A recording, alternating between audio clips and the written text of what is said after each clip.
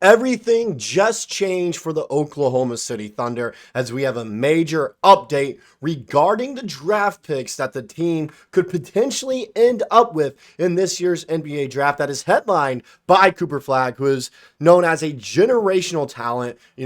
Everyone says we haven't seen anything since Wembanyama in here, which, yes, I know wasn't that long ago. But when you look at the level of play that Cooper Flagg has, compared to every other, potential and kind of for sure first round or first pick overall, we haven't seen this kind of player since probably, like LeBron James, if you take Victor Wembanyama out of the equation, just being realistic about it. So the draft headline by him and other players like VJ Edgecombe, Cog Canoopel, all right. Other Duke players, other players just balling out in March Madness as we're in the Final Four here. The Thunder would like to get a draft pick here, but it doesn't look like they could potentially end up with a lottery pick that they hope for. So we're going to break down everything that's going on right now regarding their draft picks that they could or, may not end up with, what's going to happen to them in the future, and also players that they could potentially take in those spots. Before we get into all that, though, just a quick moment, kind of, say like, hey, around 65% of you guys that are coming back and watch these videos are not yet subscribed to the channel. If you enjoy the content, you find yourself coming back on a regular basis, mean the world of me if you can hit that subscribe button. It's free, simple to do. Also, have a bunch of other social media accounts out there now as well. We have an Instagram, TikTok, and Twitter account. Just look up Thunder Digest YT. All right, on all those platforms, you can find us. You'll see our, logo that you see at the bottom left corner of this video right here. Mean the world to me if you guys can just go follow us on that stuff. We're going to try to pump out content on all those platforms as well. With that out of the way, let's get into talking about all these draft picks. As we all know, all right, we have one pick that we know is not going to convey. All right, the Jazz top 10 protected pick. Even if they win all their games in the rest of the season, there is no way that pick can fall low enough for the Thunder. There's no way, all right? And there's no way it's going to end up outside the top 10 even if they win all their games. So they're in, the Cooper Flag race, capture the flag, whatever you want to call it. Thunder are still in that with some picks that they could get. So let's go and take a look at the pick that we know the Thunder are going to end up with. And this is that Clippers one, all right? This came, all these words here came from Nick Crane over at Forbes. Love him. Definitely check out his work. The Thunder has the rights to swap his 2025 first-round pick for either the Houston Rockets 2025 first-round pick, protected 1 through 10, or the LA Clippers 2025 first-round choice. Given the Thunder has the best record in the NBA and has already clinched the best record in the Western Conference for the season, both the Rockets and Clippers will have better first-round draft positioning, and OKC will swap whichever team has the earlier pick. As of now, Houston is slated number 27, and LA is at number 21. So if the season ended today, the Thunder would get the number 21 overall pick from the Clippers. In short, OKC will get a mid to late first-round pick from either the Rockets or Clippers this summer via a swap. And there's still a chance that Clippers pick could end up in the lottery. It is a very slim chance, but there is a chance. They could fall all the way back to the play-in and not win a single play-in game and miss the playoffs. That's a possibility. You never know in the NBA, especially with how tough this Western Conference is. If they end up 6 overall, it's still going to give the Thunder a decent pick around that 19-20 range right there. You can still try to package it with other picks that you could potentially have and move up in the NBA draft. You could try to do that. The Rockets, we're not going to settle for that pick whatsoever. Worst case scenario for that pick, it probably ends up at 24th overall, but I know the Clippers are not going to go above the 22nd pick in the first round. So, like I said, you're going to want to take that Clippers pick. There is a chance it could end up in the lottery, which would be huge for the team, considering its trade value it has and also players in the lottery this season.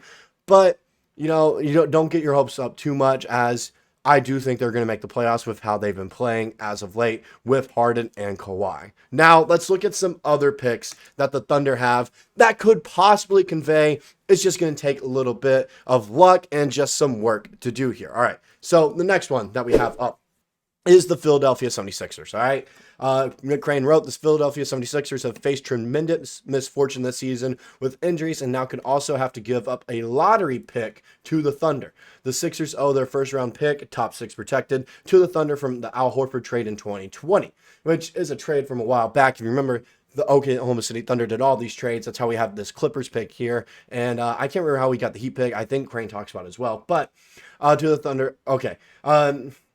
The Philadelphia currently has the sixth worst record in the NBA, meaning the sixth best lottery odds. If the draft lottery shakes out exactly how the odds are positioned, the 76ers would keep their pick at number 6 from the 2025 NBA draft. There's also a chance they earn an even better pick within the top 5, or conversely fall out of the top 6 and convey the pick to OKC, depending on how the lottery unfolds. For the Thunder to get the Sixers pick this summer, they needed to fall to the number 7 pick or worse on lottery night. With the history of the draft, this pick tends that 5 through 8 range is very tricky because you usually have the team with the 10th best odds at the first overall pick jump up to top 6 or top 5, which means all those picks fall back. Something like that could easily happen, meaning right now Philadelphia at the time of recording this video sits at the 5th worst record in the NBA, meaning they have the 5th best odds in the NBA draft.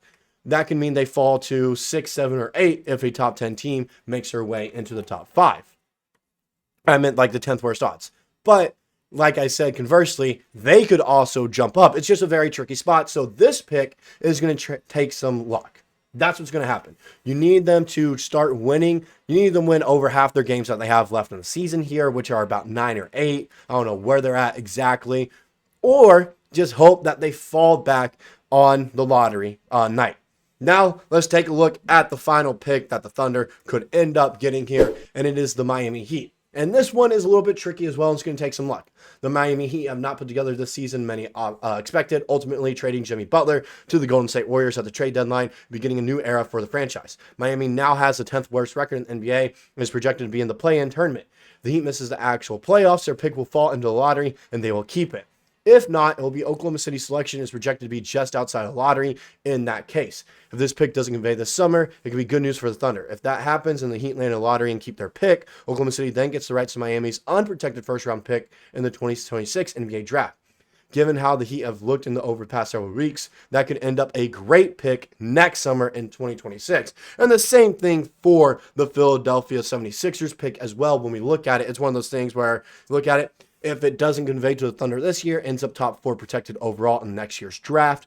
So it's one of those things where it's okay, even if they miss out on these picks, it can still help them out with next year's draft where in 2026, they only have one first-round pick right now. So missing out on some of these picks, even that Jazz pick, can give them potentially more picks in 2026. So you got to look at it on the bright side of things.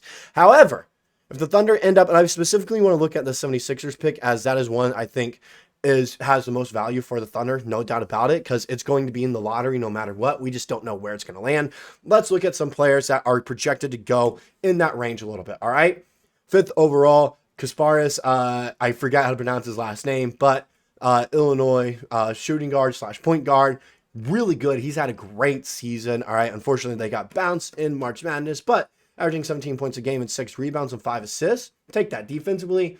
Not where we want him to be at, personally. All right, let's look at some other ones. Trey Johnson, shooting guard at Texas. As much as I hate Texas, this dude is a baller. He'd be great there, 20 points a game. However, defense, not up to standard, in my opinion. Con Canupel, great player, great shooter. He'd be a shooter off the bench for the Thunder in case they can't hold on to Isaiah Joe in the future. They decide to train him. You can develop a guy like Canupel here who is 6'7", taller. He has decent defense as well, averaging 1.2 steals a game right there and 17 points. Like I mentioned, great three-point shooter. Could be a decent pick for the Thunder right there. In this draft scenario, the 76ers fell all the way to 8th overall, and it had the Thunder taking Jace Richardson, which I don't really agree with because I don't think they need another 6'3" guard.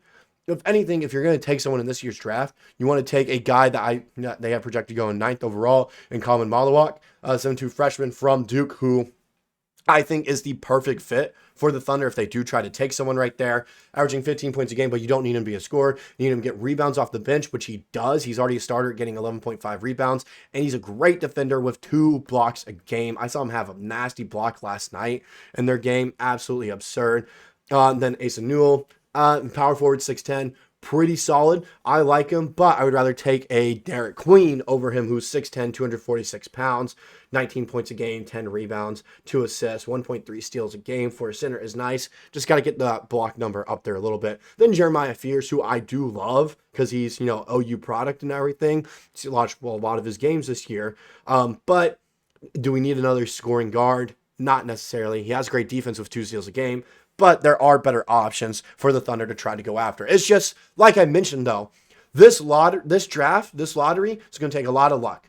And I don't even know if the Thunder draft anyone this year, because if they want to draft someone, they don't have the roster space, so they'd have to trade away some players.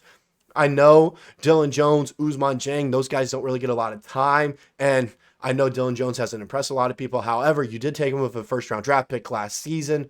Might want to see what he can develop into, especially the success that the Thunder have with their G League system. Ousmane Dieng has looked better when he hasn't been injured, all right? That also leads into, okay, who are some other guys you'd potentially give up? Are you giving up a Kenrich Williams to take a chance on a rookie?